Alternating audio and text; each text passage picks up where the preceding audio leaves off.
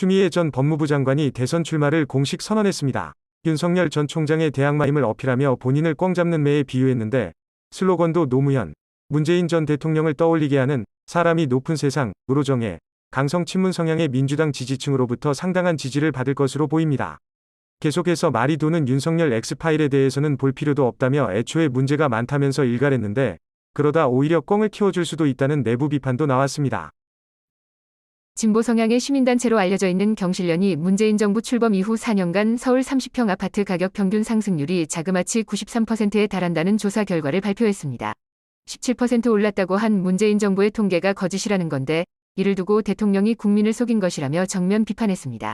실제로 KB국민은행 시세정보를 활용해 서울의 아파트 단지들을 분석한 결과 문 정부 출범 시 평당 2천만 원 정도였던 것이 2배로 치솟아 3,971만 원을 기록했다고 합니다. 네이버나 카카오톡으로 이용할 수 있는 자녀 백신 예약 접종이 사실상 중단되었는데요. 빠르면 7월 중순 이후에나 재개될 것으로 보입니다. 고령층에 대한 접종이 일단락되면서 정부가 위탁의료기관에 남은 백신을 보건소로 회수하고 있기 때문인데요. 이때도 자녀 물량이 많지 않을 가능성이 높다고 합니다. 한편 7월 초부터는 6월에 접종하지 못한 60세 이상의 1차 접종이 또 7월 마지막 주에는 50대 접종 등이 진행될 예정입니다. 당분간 우산을 챙기셔야겠는데요. 또다시 소나기 소식이 있기 때문인데 양은 많지 않겠습니다. 지역 간의 차이가 크겠고 다만 소나기가 오는 곳에선 천둥 번개와 우박이 떨어질 수 있어 조심하셔야겠습니다.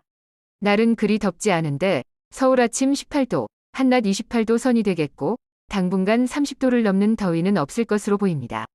토요일까지는 오락가락 소나기가 이어지겠습니다. 구글이 오는 10월부터 구글 플레이 스토어를 통한 모든 컨텐츠의 인앱 결제 수수료 30%를 15%로 낮추는 방안을 검토 중인 것으로 알려졌습니다. 국내 업계의 강한 반발과 국회 반응을 염두로 둔 조치로 해석이 되는데 특히 네이버, 카카오 등과 극심한 갈등을 겪어왔는데요. 다만 업계에선 애초에 수수료일 뿐 아니라 외부 결제 시스템 사용을 막는 것이 왜 문제냐는 입장인데 그저 생색내기, 눈 가리고 아웅이라며 반발은 여전한 것으로 보입니다.